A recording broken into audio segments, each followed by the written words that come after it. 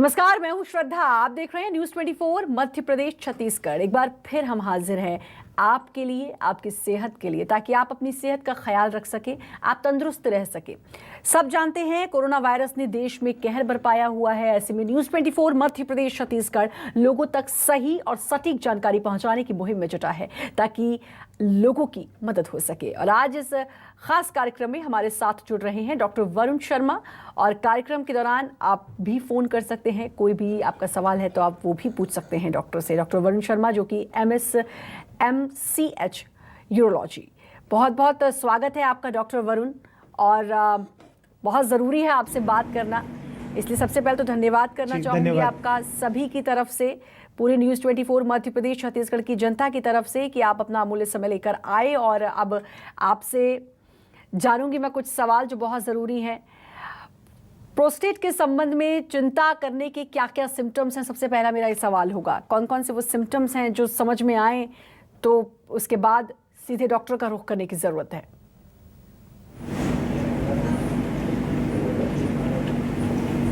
देखिए, प्रोस्टेट ग्रंथि हमारे जो मूत्र मार्ग में मूत्राशय से जो यहाँ पे यूरिन इकट्ठा होता है, उसके बाद जो मूत्र नलिका निकलती है, उसमें ग्रंथि होती है जिसको प्रोस्टेट बोलते हैं। सामान्यतः ये एक अखरोट के आकार की होती है और सभी पुरुषों में पाई जाती है।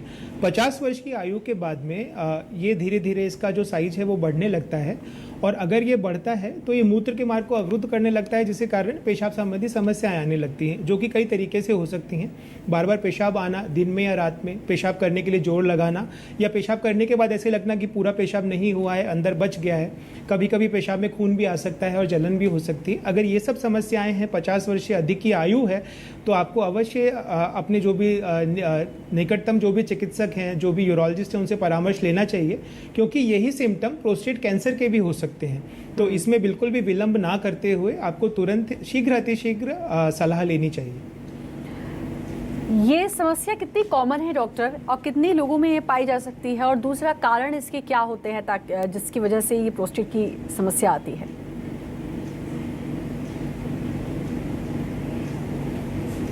देखिए, जैसा मैंने अभी बताया, ये आयु से संबंधित है। 50 वर्ष की अधिक आयु वाले पुरुषों में कुछ हार्मोनल चेंजेस बॉडी के अंदर होते हैं, जिसके चलते प्रोस्टेट ग्रंथि जो सभी पुरुषों में बाई बर्थ ही होती है, परंतु 50 वर्ष की आयु के बाद इसका साइज बढ़ने लगता है। इसके अलावा प्रोस्टेट में कैंसर भी हो सकता है, जो मोस्टली 50 वर्ष की अधिक आयु वाले पुरुषों में पाया जाता है। अगर ये दोनों सिम्टम्स, जैसा मैंने पहले बताया, अगर आ रहे हैं तो डायग्नोसिस बना के, और इसका इलाज भी संभव है दवाइयों के द्वारा, पर आपको सलाह लेना उचित समय पे बहुत ज़रूरी है। प्रोस्टेट कैंसर के अलावा प्रोस्टेट से जो रिलेटेड अन्य कौन सी ऐसी डिजीज़ हैं, कौन से ऐसे रोग हैं?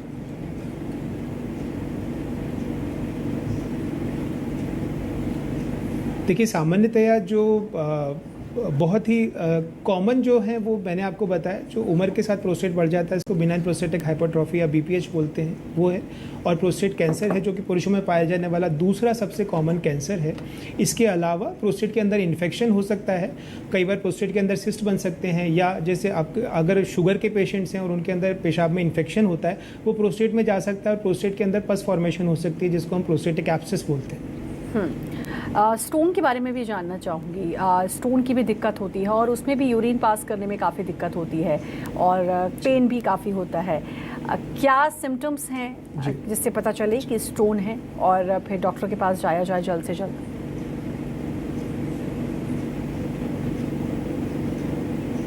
देखिए, हमारा जो यूरिनरी सिस्टम है, उसके अंदर स्टोन होना एक बहुत ही कॉमन आजकल प्रॉब्लम हो गई है। स्टोन मोस्टली आपकी किडनीज में बनते हैं, और किडनीज में धीरे धीरे जब बड़े होते हैं तो स्टोन कितना बड़ा है और उसकी एग्जैक्ट लोकेशन क्या है, वो किडनी में है, किडनी से जो पेशाब की नाली आती है उसमें है, या पेशाब की थैली में आ गया है, और कितना बड़ा स्टोन है, उसके अनुपात में उससे होने वाली तकलीफें होती हैं। सामान्यतः जो सबसे कॉमन सिम्टम है वो होता है दर्द होना। एकदम से बहुत तेज दर्द होता है, और कई बार इतना असहनीय होता है कि इंजेक्शन लगाए बिना आराम नहीं मिलता। इसके अलावा पेशाब में खून आ सकता है, बुखार आ सकता है, अगर लंबे समय से वो स्टोन अटका हुआ है और पेशाब में इन्फेक्शन हो गया है तो। थोड़ा सा कोरोना से इसको जोड़ना चाहूँगी डॉक्टर, चाहे प्रोस्टेट की बात करूँ चाहे स्टोन की बात करूँ। अगर आप इस परेशानी से ग्रसित हैं और आप इसका ट्रीटमेंट ले रहे हैं, और कई बार स्टोन भी दो तरीके के होते हैं, गॉल ब्लैडर में होता है, किडनी में होता है, तो अगर ऑपरेशन हुआ तो जाहिर है इम्यून पे इसका असर पड़ेगा, और क्या ऐसे लोगों को कोरोना में और ज़्यादा सावधानी बरतने की ज़रूरत है कोरोना से बचने के लिए?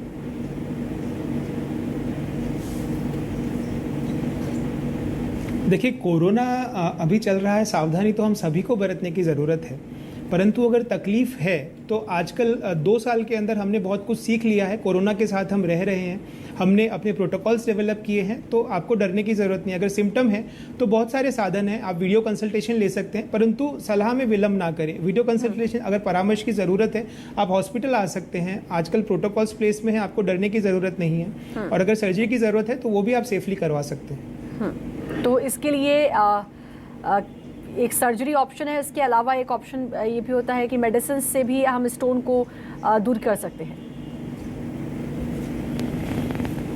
जी जी जी जी। देखिए, मेडिसिन से स्टोन को दूर नहीं कर सकते, ऐसी ये भ्रांति है। स्टोन अगर जी जी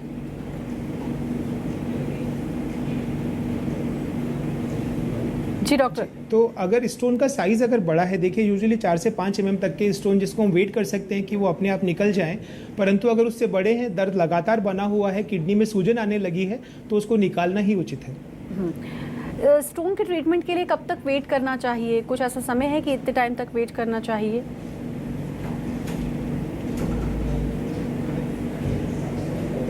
देखिए, छोटे स्टोन अगर आपको दर्द चालू हुआ है और किडनी में आपके छोटे स्टोन है तो मोस्टली वह 7 से 10 दिन में निकल जाते हैं। अगर उसके उपरांत भी दर्द बना रहता है या किडनी में बहुत सूजन आ गई है, बुखार आ रहा है, पेशाब में खून आ रहा है, तो ये आपको संकेत दे रहे हैं कि आपको तुरंत उसको निकलवा लेना चाहिए। एक बात तो और डॉक्टर है कि कई बार क्या होता है कि स्टोन का आपने ट्रीटमेंट करवा लिया, ऑपरेशन करवाना है तो ऑपरेशन करा लिया। आजकल तो ऑपरेशन भी बहुत लेज़र टेक्निक से होने लग गए हैं, लेकिन उसके कुछ दिन बाद फिर किडनी की माफ़ कीजिएगा स्टोन की समस्या नज़र आती है। तो ये बड़ा कॉमन है कि बार बार स्टोन हो जाना, और अगर ऐसा हो रहा है किसी के साथ तो फिर क्या रीज़न्स हैं और कैसे ख्याल रखना है?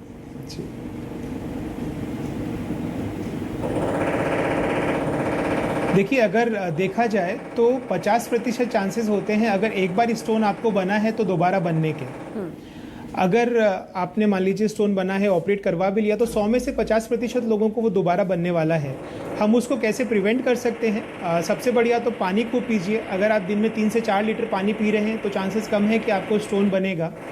अगर स्टोन आपका ऑपरेशन से निकाला गया है तो हम स्टोन को जांच के लिए भेज सकते हैं। स्टोन का किस कंपोजिशन क्या है, वो किस चीज़ से बना है, अगर वो हमें पता लगता है तो हम उसको प्रिवेंट कर सकते हैं। उसके अलावा आप लाइफ स्टाइल मॉडिफिकेशन कर सकते हैं, स्ट्रेस को कम करना, तरल पदार्थ ज़्यादा लेना, और ऐसी चीज़ें जैसे कि नमक का सेवन कम करना, साइट्रिक फ्रूट्स जो होते हैं, मौसमी है, नींबू पानी लीजिए, मौसमी और संतरे का जूस लीजिए, उससे आप स्टोन के रिकरेंस को प्रिवेंट कर सकते हैं। किडनी स्टोन की अगर हम बात करें डॉक्टर, कोई ऐसा स्पेसिफिक रीज़न है, कारण है जिसकी वजह से किडनी स्टोन होगा?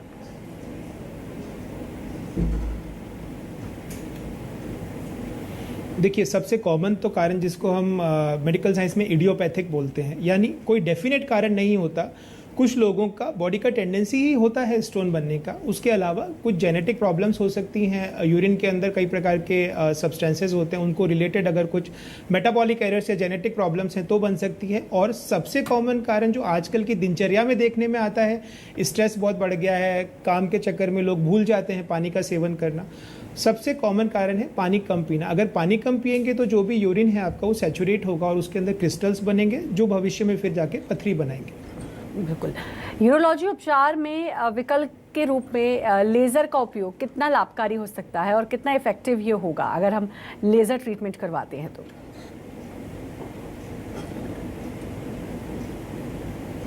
अगर मैं एक ही शब्द में बोलूं तो एक चमत्कार समझिए। लेज़र एक ऊर्जा का स्रोत है जिसको हम बहुत ही सटीक तरीके से और किसी भी प्रकार की पथरी को हम उससे डील कर सकते हैं। उसके अलावा प्रोस्टेट का ऑपरेशन भी बहुत सेफली कर सकते हैं। प्रोस्टेट की प्रॉब्लम यूजुअली अधिक आयु के पुरुषों में पाई जाती है जिनको साथ में और कोई हृदय संबंधी बीमारियां होती हैं, शुगर होता है, उनके अंदर नॉर्मल सर्जरी के अंदर कॉम्प्लिकेशन का खतरा थोड़ा ज़्यादा हो जाता है। वहीं लेज़र के यूज़ के कारण उनके अंदर वो खतरा हम कम कर सकते हैं। स्टोन में जहाँ तक लेज़र के उपयोग का सवाल है, जहाँ पे पहले बड़े ऑपरेशन करने पड़ते थे, किडनी के अंदर हमको जाके पथरी को निकालनी पड़ती थी, बट हम मूत्र मार्ग के द्वारा बिना किसी चीरा लगाए अभी लेज़र के द्वारा उसको पूरी तरीके से ख़त्म कर सकते हैं। हाँ, ये तो बात हो गई प्रोस्टेट की और स्टोन की। अब ज़रा मैं कोरोना के बारे में भी आपसे जानना चाहूँगी, बहुत ज़रूरी है क्योंकि दर्शक चाहते हैं उसके बारे में जितनी ज़्यादा जानकारी उनके पास तक डॉक्टर्स के ज़रिए पहुँचे तो उनके लिए अपनों का ख्याल रखना और ज़्यादा आसान हो जाएगा। खान पान की बात कर लेते हैं। अच्छा, इसको हम जोड़ते हैं कि जो स्टोन के पेशेंट्स हैं उनके भी किस तरीके का खान पान होना चाहिए और आज के परिवेश में जो आज हालात हैं उसमें किस तरीके का आप खान पान होना चाहिए।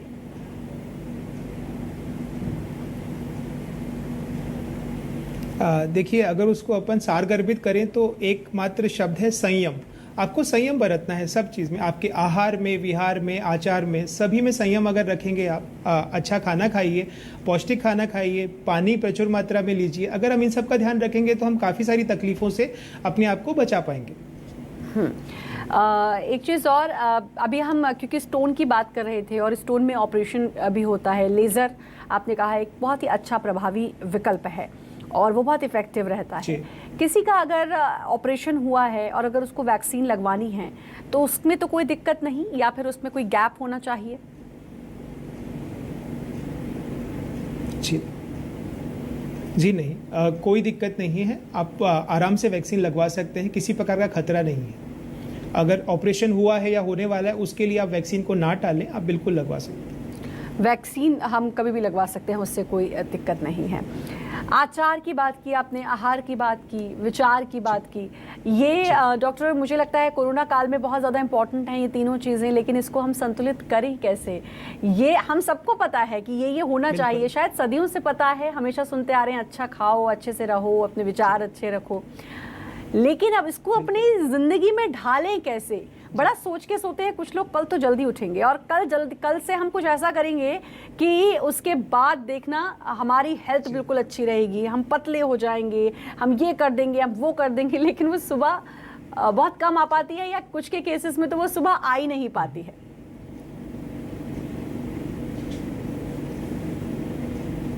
जी, देखिए जैसे आप बोल रहे हैं, हमारी संस्कृति का एक बहुत ही महत्वपूर्ण आयाम रहा है संयम। एकदम से डेफिनेटली लाइफ स्टाइल को नहीं चेंज कर सकते, बट हाँ धीरे धीरे थोड़े थोड़े कदम उठा के हम उस तक पहुंच सकते हैं। अगर आप एकदम से जल्दी नहीं उठ सकते, आप 15 मिनट पहले उठने की कोशिश कीजिए। आप धीरे धीरे, आप जो भी लिक्विड्स अगर आपको बढ़ाने हैं अपनी से, आप एक साथ नहीं पी पाते, धीरे धीरे चालू करिए एंड डेफिनेटली अगर लगातार उसमें हम प्रयासरत रहेंगे तो वहाँ तक पहुँचेंगे भी ज़रूर।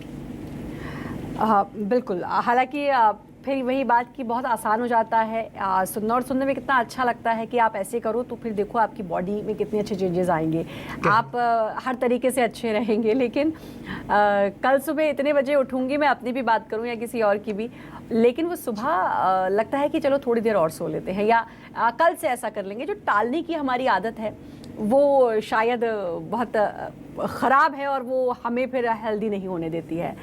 विचार के बारे में जानना चाहूंगी, मैं हर डॉक्टर से जरूर जानती हूँ क्योंकि मानसिक तौर पर मजबूत होना, प्रयास करते रहिए, मानसिक तौर पर मजबूत होना बहुत ज़रूरी है। कैसे हम मानसिक तौर पर मजबूत हों, क्योंकि पिछला जो दौर हमने देखा इतना नेगेटिव, इतना डिप्रेशन, इतना उदासीन कि लोगों को लगता था कि कहीं ऐसा तो नहीं अगला नंबर हमारा हो, हमारे किसी अपने का हो। हर एक किसी की मौत की खबर सुनने के बाद यही लगता था। बहुत लोगों को तोड़ा है इस कोरोना ने। मानसिक तौर पर कैसे मजबूत बने और कैसे इस अवसाद से, इस नेगेटिविटी से बाहर निकले?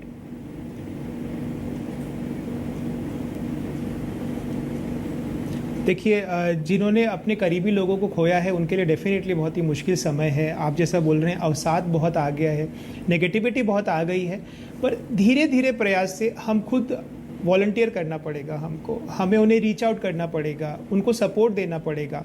और कहीं ना कहीं आप देखिए, हमारी जो परंपरा रही है जॉइंट फैमिली की, या एक जो समाज के अंदर जिस हिसाब से भारतीय संस्कृति रही है, आपस में एक दूसरे के साथ जुड़ाव होना, एक एक्सटेंडेड फैमिली होना, एक सपोर्ट सिस्टम होना, चारों तरफ बहुत सारे फ्रेंड्स होना, ऐसे ही समय के लिए ये जो संरचना है ये बहुत ज़रूरी है। धीरे धीरे हमको रीच आउट करना पड़ेगा, समय डेफिनेटली लगेगा, एकदम से नहीं आ पाएगा, बट आएगा। एक चीज़ और डॉक्टर, मैं बहुत दिन से पूछना चाह रही थी, योग और जिम एक्सरसाइजेस, इसको लेकर मैंने देखा है कि किसी से कहो कि योग करेंगे, मैंने ही बहुत से लोगों से बोला कि अब योग के माध्यम से अपने को फिट रखने की कोशिश, तो कुछ लोगों का जवाब बड़ा पॉजिटिव, कुछ का जवाब ये होता है कि नहीं नहीं कुछ नहीं होता, जिम ही जाना पड़ेगा आपको थक हार कर, तभी आप पतले हो पाओगे, तभी आप हेल्दी हो पाओगे, तभी आपका स्टैमिना बढ़ेगा।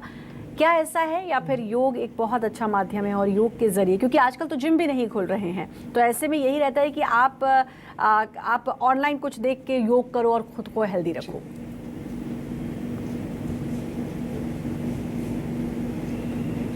देखिए, किसी भी प्रकार की आपको जो भी शारीरिक एक्टिविटी है एक हेल्दी रहने के लिए 30 मिनट्स 40 मिनट्स जैसा कि WHO रिकमेंड करती है डेली आपको करना है, किसी भी प्रकार की हो, आप योगा करते हैं, आप जिम जाते हैं, घर में एक्सरसाइज करते हैं, वॉक करते हैं, जॉगिंग करते हैं, कुछ ना कुछ ज़रूर करना है। और डेफिनेटली योगा तो बहुत ही पावरफुल चीज़ है, प्रैक्टिस करनी चाहिए। आप यूट्यूब से जैसा आपने बताया देख के कर सकते हैं, आप सीख सकते हैं अपने आप से। प्रयास ज़रूर करना चाहिए कि कुछ ना कुछ फिजिकल एक्टिविटी हम डेली ज़रूर करें, और कहीं ना कहीं ये हमारी सेहत में भी रिफ्लेक्ट होगा, हमें अच्छा लगने लगेगा, अंदर से हमारी इम्यूनिटी प्रतिरोधक क्षमता भी बढ़ेगी। ये तो ज़रूर हमको अपने दैनिक उसके अंदर लाने की ज़रूरी है। हमारी दिनचर्या डॉक्टर कैसी होनी चाहिए, और किस तरीके से दिन की शुरुआत करें ताकि आने वाले हर दिन हम अपने आप को बहुत मजबूत पाएं, हेल्दी रहें शारीरिक तौर पर और मानसिक तौर पर भी?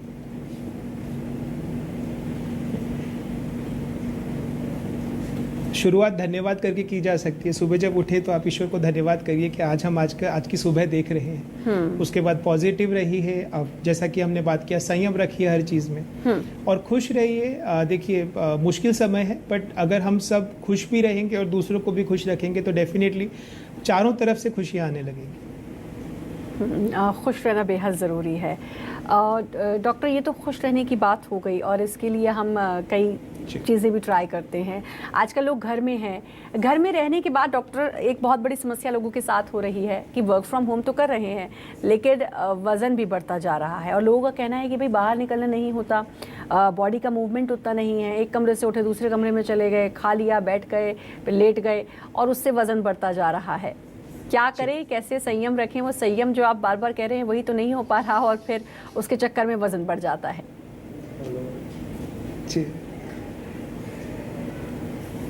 देखिए, हम दोनों चीज़ नहीं कह सकते, हमको संयम भी रखना है और हम कह रहे हैं कि हम ये नहीं कर पा रहे। कहीं ना कहीं उसके बीच में एक डिमार्केशन करना पड़ेगा, और प्रयास तो हमें ही करना पड़ेगा। हमें अपने जो भी हम खा रहे हैं, अगर घर में वर्क फ्रॉम होम भी कर रहे हैं, उस पर कंट्रोल करना पड़ेगा। कुछ ना कुछ फिजिकल एक्टिविटी घर में रहते हुए करनी पड़ेगी। योगा आपने बोला, जैसे योगा आप कर सकते हैं, घर में ही थोड़ी थोड़ी एक्सरसाइज कर सकते हैं, बट करना तो ज़रूरी है। अगर हम चाहें कि हम कुछ ना करें और फिर भी ये चीज़ें नहीं हो, ऐसा तो नहीं हो पाएगा। पोस्ट कोविड वालों के लिए मैं जानना चाहूँगी डॉक्टर, उनको पहले से कुछ बीमारियां हों, चाहे हम स्टोन की बात कर लें या हार्ट की बात कर लें या हम डायबिटीज़ की बात कर लें, कोविड हुआ, कोविड के बाद उनको कैसे अपना ख्याल रखना है? क्योंकि कुछ लोगों को मैंने ये सुना है कि वीकनेस है, उनकी वीकनेस जा ही नहीं रही है जबकि अच्छा खा रहे हैं। दूसरा, अब ब्लैक फंगस भी आ गया है, तो लोगों के मन में भले ही ना हो, लेकिन लोगों के मन में एक ये डर सा बैठ गया है कि कहीं ऐसा तो नहीं कि अब आंखों में ज़रा सी खुजली भी हो तो लोगों को लगता है कि कहीं ये ब्लैक फंगस तो नहीं।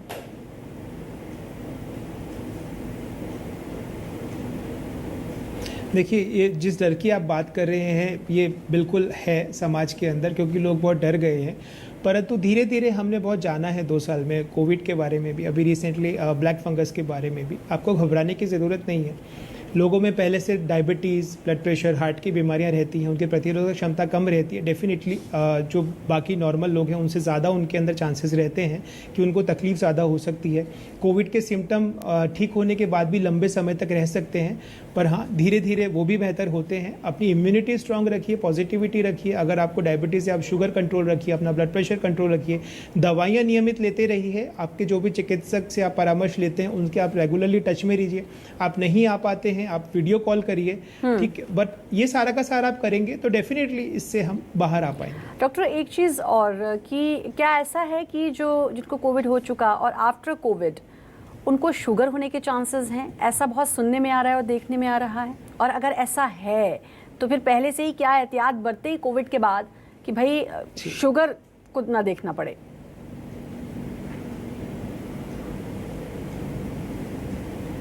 देखिए, कोविड के बाद जो आप शुगर की बात कर रहे हैं वो मोस्टली से देखने में आ रहा है, क्योंकि स्टेरॉइड जो कोविड के इलाज में यूज़ होते हैं, स्टेरॉइड हमारे शुगर कंट्रोल को मतलब ऊपर थोड़ा अव्यवस्थित कर देते हैं।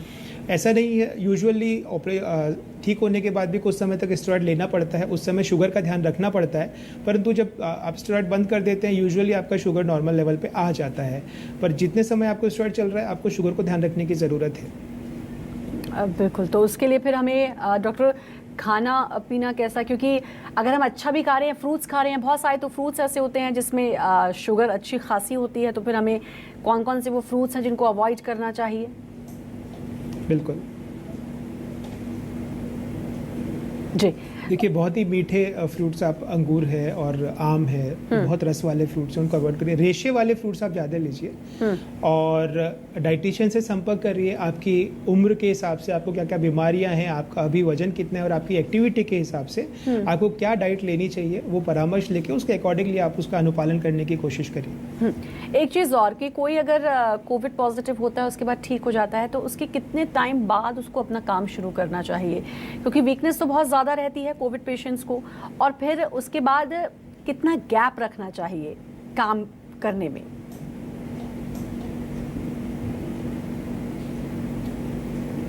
देखिए, ऐसा कोई डिफाइंड गैप नहीं है कि इतने समय के बाद ही आपको अपना काम चालू करना है। एक बार आपकी कोविड रिपोर्ट नेगेटिव आ गई है और आप मन से अगर आप अच्छा फील कर रहे हैं, आप अगले दिन ही अपना काम चालू कर सकते हैं। मेडिटेशन कितनी हेल्पफुल होगी मन को ठीक रखने में? क्योंकि आपने मन की बात की तो मुझे याद आया, मेडिटेशन कितनी हेल्पफुल होगी। लेकिन मेडिटेशन को लेकर एक चीज़ और भी है डॉक्टर, कि लोग कहते हैं हमारा ध्यान नहीं लगता, हम आंख बंद करके करते हैं तो और ज़्यादा ख्याल हमारे दिमाग में आने लग जाते हैं, तो ऐसे में क्या करें? इससे अच्छा तो ना ही करें।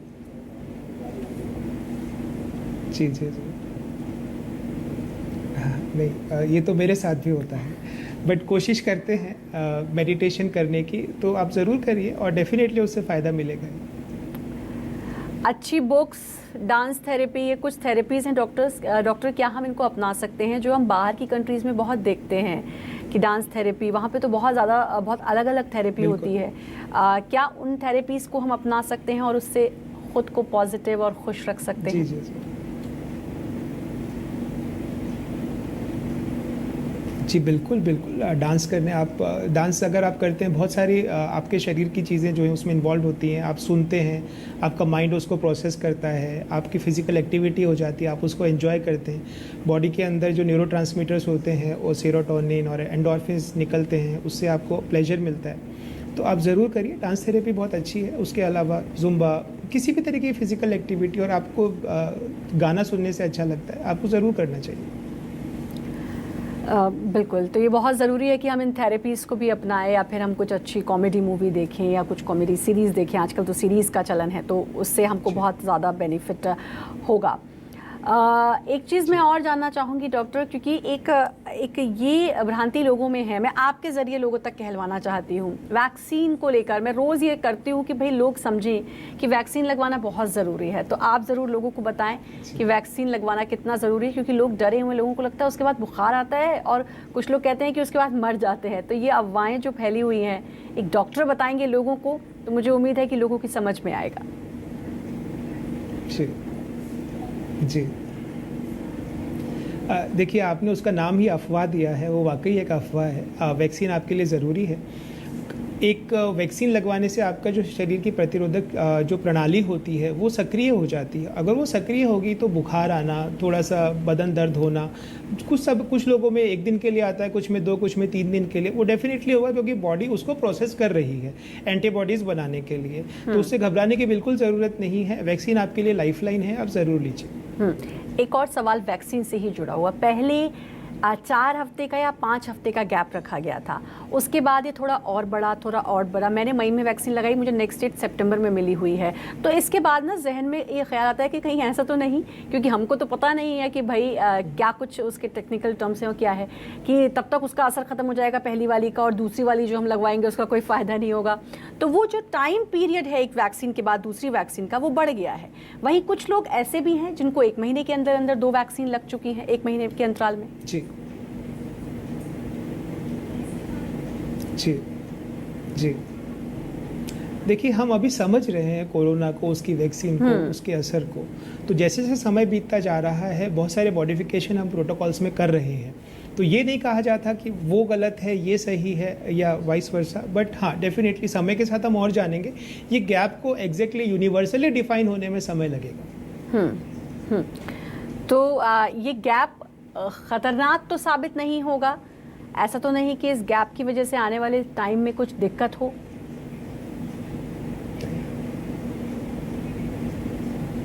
जी, मुझे ऐसा नहीं लगता। जिस गति से वैक्सीनेशन हो रहा है और अगर ये सुचारू रूप से चलता है, लोग आगे आते हैं, वैक्सीन से डरते नहीं हैं, तो डेफिनेटली अच्छा ही होने वाला है। आप उसमें ये मुझे नहीं लगता कि इससे कुछ नुकसान होगा। बिल्कुल। बहुत सारे सवाल मन में थे डॉक्टर, और उन सवालों का बहुत बखूबी आपने जवाब दिया है। बहुत बहुत शुक्रिया आपका मैं फिर से करना चाहूँगी कि मन के डाउट्स को क्लियर किया। न्यूज़ 24 मध्य प्रदेश छत्तीसगढ़ की जनता को आपने बताया कि कैसे कोरोना से लड़ना है और कैसे अपने आप को हमें हेल्दी और फिट रखना है। संयम, मुझे बार बार आपकी वही बात याद आ रही है, संयम बेहद ज़रूरी है। बहुत बहुत शुक्रिया डॉक्टर आपका हमसे जुड़ने के लिए, अपना समय देने के लिए। और इसी के साथ हमारी इस खास पेशकश में इतना ही, लेकिन बाकी खबरों के लिए लगातार बने रहिए न्यूज़ 24 मध्य प्रदेश छत्तीसगढ़ के साथ।